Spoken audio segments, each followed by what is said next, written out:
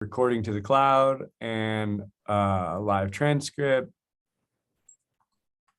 And Faye, you can just tell us when it's time to do it.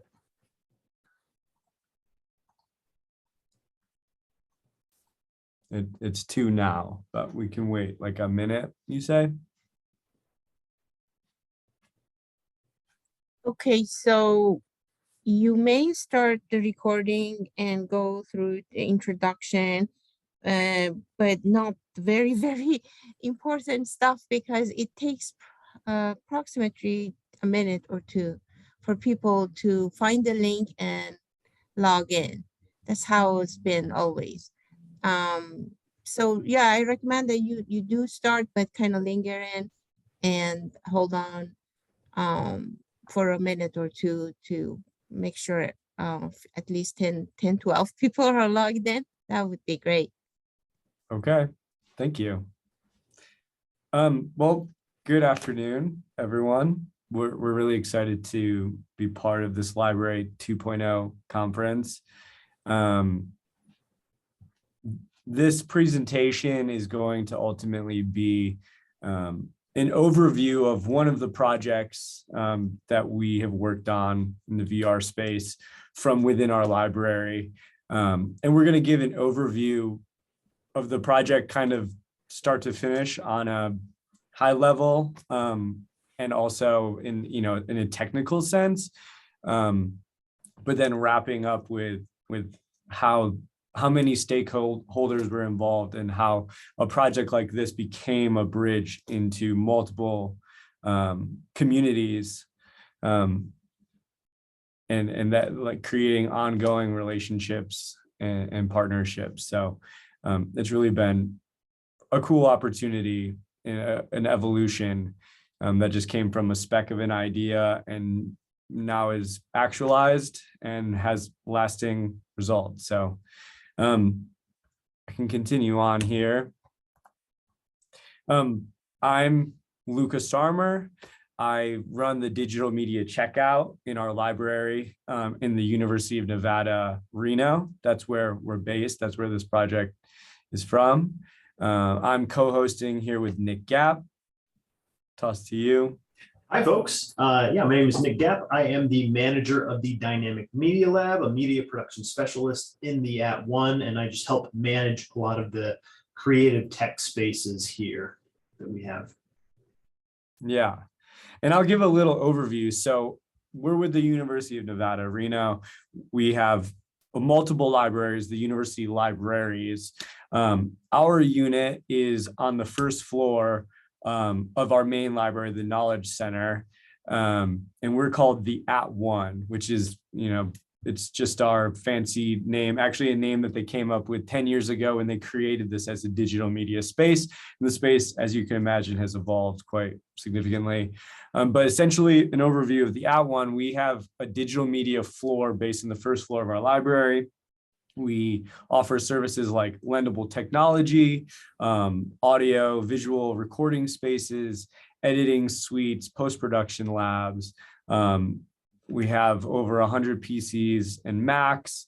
And then in addition, there's specialists like Nick and myself who are able to help students with their academic projects in digital media. This photo on the side of the screen here is actually in one of our mastering suites where we have 4K monitors and super powerful computers. In addition to those services, though, we also have a VR space, which is called our @Reality. And this lab was created essentially with the goal of experimentation in VR.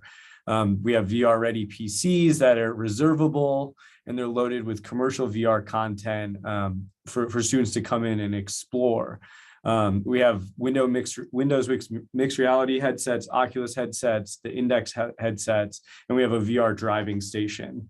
But in addition to exploration and commercial content, we were hoping that this space would be available as a VR content development space using industry standard rendering engines like Unreal Engine and Unity.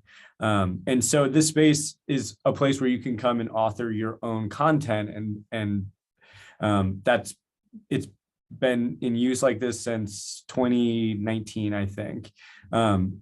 2018 maybe. But in order for us to offer these services, we have to be able to help students along in these projects. So we have to then know these digital literacies ourselves in the VR space and involved with digital technology. So since 2017 or so, when we knew this space was coming, our unit started dabbling in our own original VR content. And the content that we've developed in the last few years has two purposes. One, to reflect the communities and the voices within our area, while digitally preserving the cultural ephemera of our spaces, the people here, called artifacts, things like that. So, and then number two, we do this to be able to understand the lexicon of 21st century digital literacies. So these on the screen here are just three notable projects that we've completed in the past. The first one was a 360 video telling the story about Burning Man and the Burning Man experience. We made another exploratory VR tour of the murals in the city of Reno, where we're based, and we have over 100 murals that you can explore and check out. Many of those murals are gone at this time or have been evolved, or the buildings have changed or whatever. So that sort of like archival sense of the muralism at that time has been super valuable, as we found. And we did a Native American basket museum with baskets held in our anthropology collection from the 20th century, early 20th century. And you can explore the museum and interact with the baskets, actually be able to like pick them up in a way that you could never do in a physical museum. But that brings us to how we got to this project here that we're talking about today, which is Hidden Cave. Hidden Cave is an archaeological site that was used for thousands of years by the indigenous people in the area. And then it was rediscovered in the 1920s. And there is just a massive quantity of artifacts available that gave us a glimpse into the people who lived here for millennia. So in 2019, the Churchill County Museum, this is located in Fallon, Nevada, which is kind of the interior of Nevada, in Churchill County. The museum and the public library there wrote an LSTA grant to digitize the inside of this cave and make a VR experience, because the cave is not readily available for public use. I think it's open. It was open at one time, like once a month, and now I think it's open less, since the pandemic. So we became one of the stakeholders in a list of entities, including the Fallon Paiute Shoshone tribe, the Churchill County Museum and their library, the Nevada State Museum, and the lead archaeologist of this dig from the 80s is named Dr. David Hurst Thomas from the Museum of Natural History. We'll come back around to that list because that's what we're here to talk about, is relationships we've made with those people. But the goal, like I said, was to digitally recreate the cave as it is today, and then bring back into the cave digital versions of the artifacts of the indigenous people who were there. So I'm going to toss it to Nick, because that was a huge undertaking. Nick's going to be able to skim the surface, let's see, of how this, how we were able to rebuild the inside of a really dark, dusty cave. Over to you, Nick. Do you have All right, so Hidden Cave, it was a huge undertaking. Our goal was to archive and make an interactive experience, and that means we had to apply a lot of different disciplines to do so. Just a little backstory. Hidden Cave is about 2 basketball courts in size, but you can kind of see from this image that it's it's not a level surface. So we had to use things like photogrammetry, LiDAR, and other 3D scanning techniques. Oh, looks like oh, there we go. Perfect. So we had these three techniques to start off with in terms of just capturing everything that we needed to represent the cave realistically. So the first method we used was photogrammetry. This was used for the cave itself to get all of the texture data, but it was also used for a lot of the artifacts that we used as well to interact with within the VR experience. Next, we had LiDAR, which basically uses lasers. It's shooting out in all directions and creating a bunch of accurate points to represent that model. And then we also used other tools, other 3D scanning tools to help round out our entire project. To go into a little more detail about photogrammetry, essentially to boil it down as to how photogrammetry works, you are taking a bunch of sequential photos together and making sure that there's enough overlap of information in between each of those photos. And if you take enough of them, eventually you'll create a realistic mesh, a realistic model of whatever you're shooting. It does require a couple of different things. First off, being light, it needs a large light source. And you can see in this top right corner, this is kind of an example of what we were working with within the cave. It is super dark in there and it goes pretty far back. But with photogrammetry, to get a clean model, to get an accurate image, you have to make sure that it's a lot of light and that it's also super well spread out and nice and soft, avoiding any kind of harsh shadows, because harsh shadows can make it more difficult for programs to accurately generate it. However, like I said, actually here, let me show you this real quick. We have a little demo of kind of how photogrammetry works. This is a New York Times article that actually recreated an apartment in 3D using just photogrammetry, and it's really beautiful, but I'm going to skim past it real quick because I want to show you something a little bit more interesting.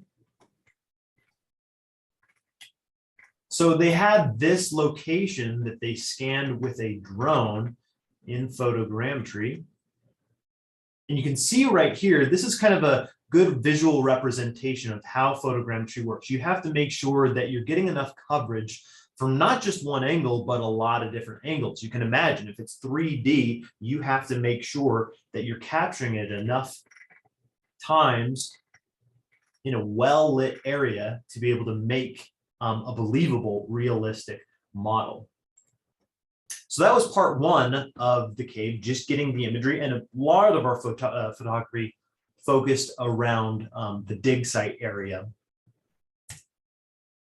However, because the cave is just so darn huge, we also had to make sure that we wanted to get an accurate model representation of the actual cave. So those dark areas where literally you would have to either crawl or hunch over to get to, our photogrammetry techniques just wasn't enough. So that's when we brought in our Leica BLK LiDAR scanner, and it was shooting lasers. Essentially the way it worked is there's this little laser, it's infrared, it shoots out, hits this mirror, and then this mirror spins over and over and over again to help get accurate measurements of the walls of the cave. And you can see right here, here's a visual representation of that. We're going to go over to Sketchfab. And so it's represented by something called a point cloud, where basically it's all these, hundreds of thousands of dots. And like I said, for this project, we had, I want to say it was around 100 million points that we had to work with. So it was a massive amount of data that we used to have the initial accurate representation of the model of the cave. So using those techniques combined, eventually we were able to generate a physical model via a mesh of the cave. And here's just a normal map version of the cave itself.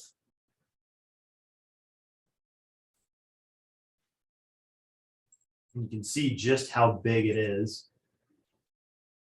A normal human is about a little bit taller than this boulder right here, just for for context. And then there's the dig site that I was talking about there. And then the next step after that is texture generation. That's where we bring back the photogrammetry and we combine it with all of that accurate LiDAR data to have a realistic representation of the cave. So we'll just take a second to load, but you can actually see we got so much detail that even these small tags right here, oops, are readable. And that was actually super important because these tags represented different eras of the cave that helped us tell the story of Hidden Cave itself. So a lot of excellent data was taken from these techniques. And I'll hand it back off to Luka. Nice. And then some of those same techniques are perfect for scaling a large object like the inside of a cave, or for scanning a smaller object like an artifact found in the cave. So we used photogrammetry, the same technique. Instead of shooting outwards, we shot inwards, and we were able to catalog something like 50 of the different artifacts that were inside of the cave and make 3D models of them. This is a really cool pendant made out of a sheep horn, and you can like see how close the fidelity is. This one's especially cool because it has these like dot markings that were there, and the fidelity is so close that you can like, this came from the museum, right? So you can see that at one time it was like glued to a display, and that glue is even included in the model here. And so in the VR experience, you can actually pick these things up, look at them. There's some metadata tied to them and learn from them.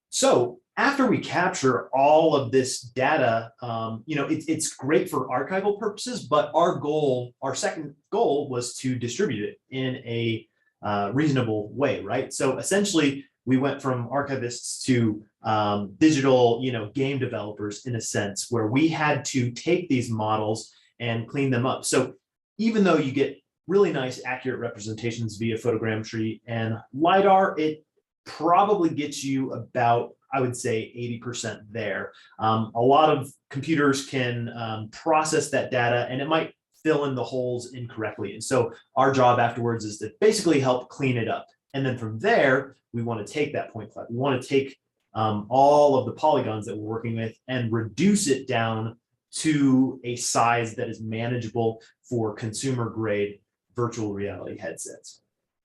So it was just a huge optimization process to allow people to basically free roam wherever they want within this cave, as well as on the exterior of the cave as well.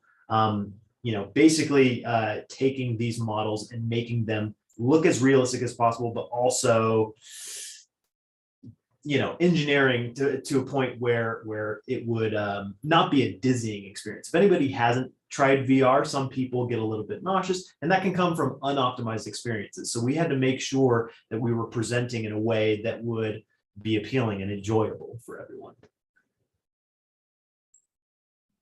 This next slide's really fun. So, like I said, it's a big process, and we had to go through quite a few revisions to figure out the proper workflow. This was fairly new territory for all of us. The precedent we had prior to this was the Basket Museum, which is a great interactive experience, and we were taking it to the next level. So we were using programs such as Cyclone, Metashape, and 3ds Zephyr to help start the process after we captured all the photos and the LiDAR technology. That we would throw it into a very powerful computer to basically process the raw version of these models. From there, we would go in and start to optimize things. We would start to clean up and fill in holes or gaps or any like little issues that may arise from just the massive amount of data that we were working with. From there, we would have to reapply all of the textures, optimize those, decide whether 8K, 4K, 2K textures was going to be optimal for a enjoyable experience, but also a realistic experience. And then we also had to apply material generation. File preparation itself is its own thing, and then bring it into Unreal Engine.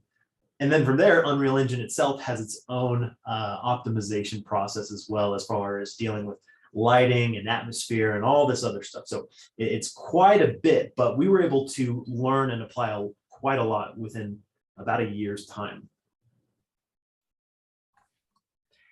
So now we have a VR experience, right? Really exciting, interactive, form of edutainment, if you would. So part of the grant was to make these kiosks so that we could actually get this experience into the community's hands. And so we helped consult on these 3 different kiosks here. The bottom left is at the Fallon Paiute Shoshone Community Learning Center. That's where they have books and meetings and things that you can check out from there or go spend time there.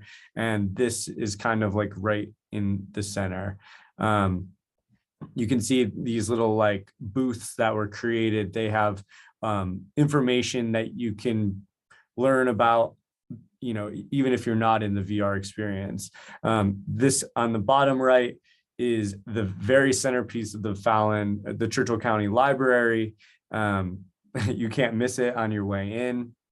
Then the cool thing about VR is that one person's in the headset, but there's a big monitor in there so everyone can see what they're looking at, and it can be a shared experience. And then here is the Churchill County Museum in the upper right. And it's part of a larger exhibit where some of these, in this case here, are some of the artifacts that were actually digitized and are in the headset. You can see them in real life and also learn about other things that are happening. The exhibition is actually just even bigger than the VR experience by itself. And we've been back and forth. I think these have had, I think they've had over 100 visits to each of these locations. So it's certainly being in use. But for those of you who can't make it to the interior of Nevada, we actually have this available for download. It just is a zipped file. I'm actually going to throw it in the chat here for everybody. This is the website that we have online where you can just download the cave and then play it on your own headsets at home. This is where you can hear from local native voices. That is the most important part of this, is that we can hear their perspective, not just from an archaeological perspective, that we have that balance in here too with some of the site that's recreated from when David Thomas was there. This is a video of him explaining what it was like to be an archaeologist there. Like Nick was saying, you can go anywhere in the cave. That's on like a real tour, because you can't really leave this boardwalk in real life. You can learn about the geological formation of the cave. You can pick up the artifacts, like we said, and even the exterior of the cave, where you can get a little glimpse of the beauty of Nevada.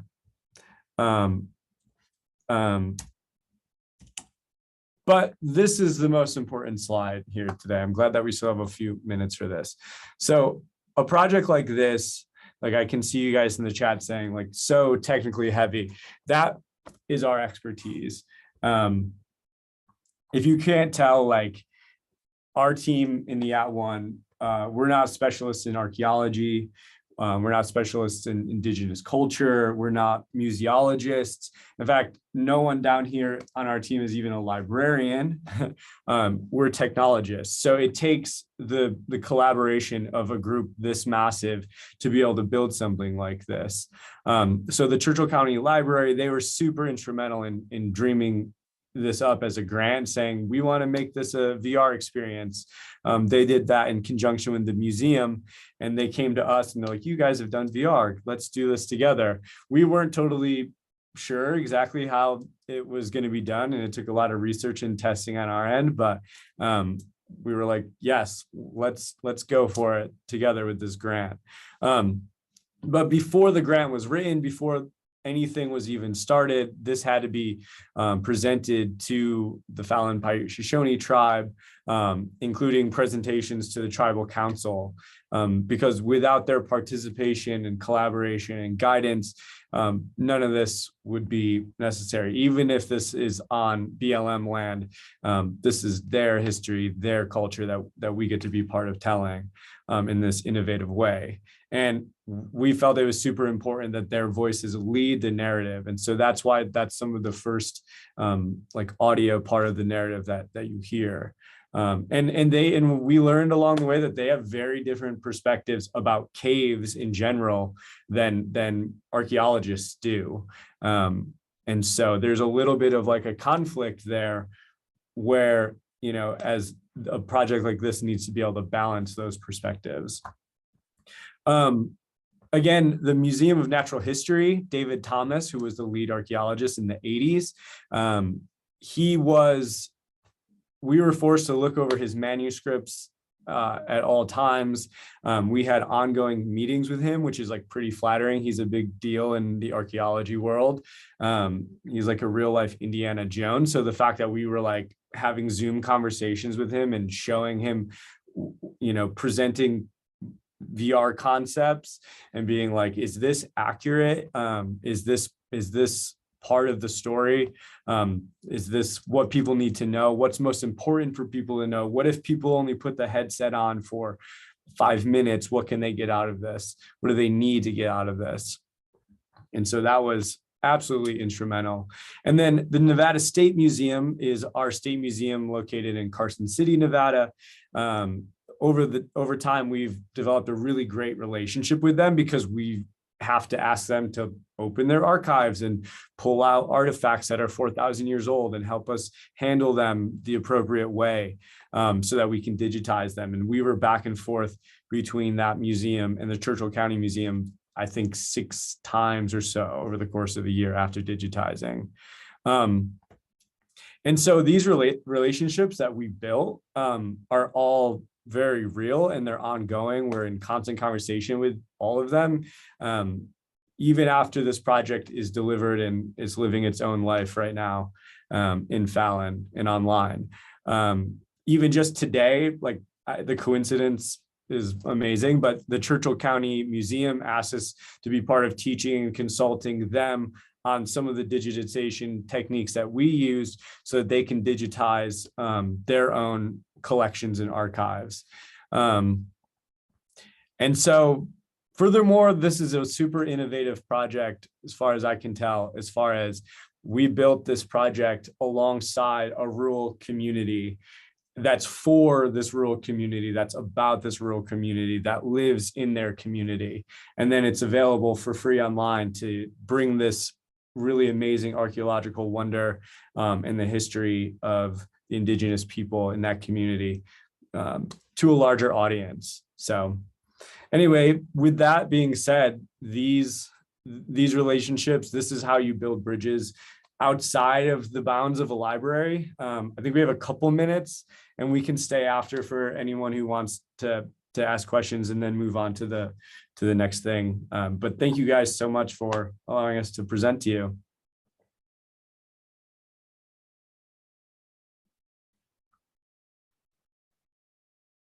We'll hang around. Oh, and just one note as far as that downloadable VR experience, if you want to, you will have to have a higher end video game PC to do so. There are some specs on the website itself that'll guide you through that, but just wanted to make sure people know that before they download it. Of course. So many thank yous in the chat. The round of applause suffered in the pandemic.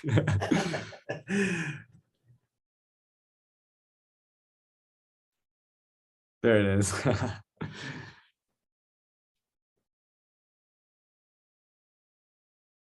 Nick, did you read the ones like, this gives me a headache, my brain's hurting? That was my favorite one. What an amazing accomplishment with all those assembly and tweaking steps. And truly that, for those of you who are technical out there, that work that Nick did, that complicated stuff is absolute magic. It's special sauce that like it's hard to even describe, and yeah, could give you make your head hurt to try to reimagine. It was definitely a lot of head scratcher nights and sometimes banging my head on the table to learn everything. But the good news is if you are interested in learning, a lot of this I was able to learn through LinkedIn Learning, YouTube. Unreal itself has its own courses that will help you learn this kind of stuff. It is, you know, something you have to be dedicated toward, but it is doable for anybody that is inspired. Jim said, I appreciate the partnership angle you presented. Thank you. Yeah, that is the angle. I mean, that's a great outcome of a project like this, is that these are ongoing relationships. This project lives on and is ongoing. So there's a hand raised. Is that Faye? Or is Yes, that, it's stop. me. Thank you so much, guys. Like you said, it's very technical, and if you have any recommendations for a beginner like myself, we have a VR set at the library. I can't wait till I try this tomorrow. That's why I didn't download it here now, because I don't have a VR set. And I'm also interested in starting like a small, very, very tiny project like this for the library, maybe content of the manuscript room, somewhere like small. Where should I start? What are some resources, if you would have it handy to put it in the chat box? If not, you could, I can email you later. Really appreciate it. Yeah, I'm gonna put my email in the chat just in case anybody wants to have any follow-up questions as well. One thing that I actually didn't mention, so as far as 3D scanners goes, the smartphone is actually a great place to start. There are a couple apps out there. The one that I found that I like a lot is called Polycam, and it has, if you have an iPhone specifically, then you might have access to LiDAR and photogrammetry. If you have an Android, you'll at least have access to photogrammetry capabilities on your phone. So I would say if you download Polycam or any similar app like that, that's a really great place to kind of just practice how to make a 3D object. And then typically, at least for me, the learning process, just in terms of broad scopes, is making sure you have a small goal to focus on. So like the other day, I scanned my dog while she was sleeping in 3D, and that was a way for me to just learn the app a little bit more. Again, there were a ton of different programs to use, and there are even more that I looked into considering for the process of creating this project. But I would say just start with one of them. Blender, for example, is free, but it is there's quite a bit to that one. There's also ZBrush as well.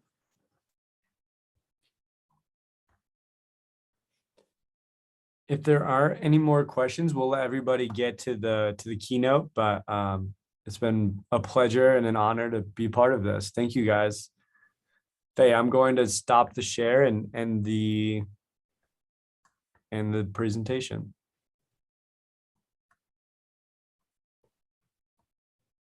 Thank you, guys. Thank you. Bye-bye.